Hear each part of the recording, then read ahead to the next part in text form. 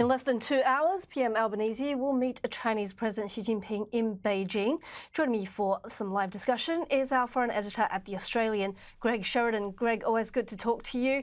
So we just had a guest on a little bit earlier who says that China is not a security threat. He's been doing business with China for years. What do you think of that interplay between our security and our economics? Which comes first? Can we have one without the other? Well, Leigh, it's great to be with you. There's an obvious tension in our relationship with China because they are our biggest export market. We make a lot of money out of them, but they are certainly our greatest security threat. And I'm sorry I didn't see the interview, but anyone who says China is not a security threat is either barking mad or taking something, untoward in their coffee, or just having a lend of you. Malcolm Turnbull discloses in his memoirs that China is the overwhelming author of cyber intrusions against Australia, cyber espionage, attempts to take to implant devastating backdoors in our technology, which they can use later on to deny service.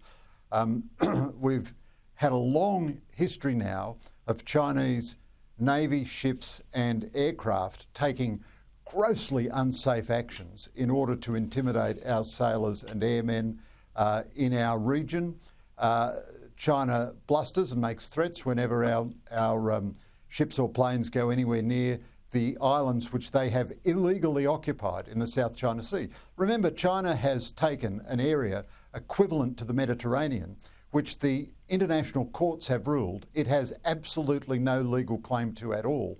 It has then also created artificial islands, and having promised President Obama that it would never militarise them, it has then militarised them. So it has now bases which can fire intermediate range missiles and hit Australia.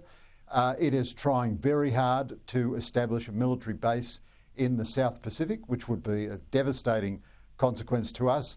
It has been guilty of foreign interference in our domestic politics. I mean, the idea that this is not a security threat is just utterly ridiculous. Furthermore, President Xi Jinping himself, whenever he addresses his troops, he tells them to prepare for war, and he has also instructed them to be able to take Taiwan by force by 2027. So you add all that up, there's no inevitability to conflict, but to say China is not a security threat is just bananas. How do you think the visit's going by our PM? Look, I think this was an ill-advised visit. There's nothing wrong with visiting China, but at a time when the US alliance is in quite a lot of difficulty.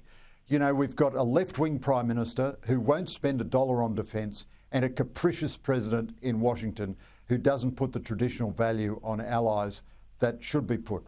So our core interest with Trump is to maintain the alliance and to maintain US involvement in Asia.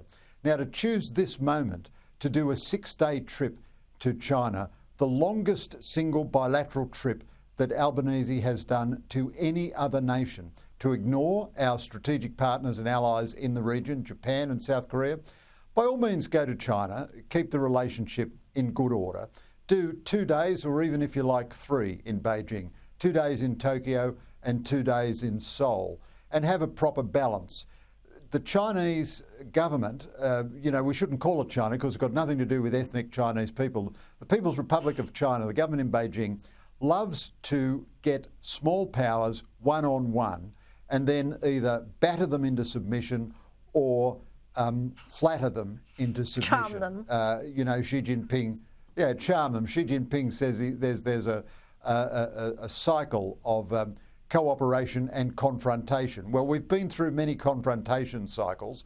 We shouldn't be so grateful to Beijing that it has let us out of the doghouse, that we just turn over and beg them to tickle our tummies. Now, I think the Albanese government realised it was in a mess just before this trip began, so we had a tiny little burst of course correction and sort of itsy-bitsy hawkishness from the Albanese government just before the Prime Minister left. Penny Wong rediscovered the Chinese military threat, and Albanese said he won't back down on requiring the Chinese company to sell the lease of the port of Darwin, and we won't back down on foreign investment restrictions and so on.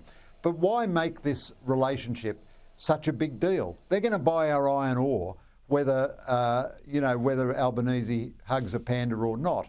Meanwhile, you're sending out all kinds of symbolism, and you're not having a frank discussion with the Australian people about the real security problems. I mean, if there is a war in our region, it will be between China and the US over Taiwan. We want to do everything we can to stop that from happening. The way we stop that from happening is having a stable system of deterrence, which would mean increased defence capabilities. Albanese won't do the one thing which could actually make war less likely.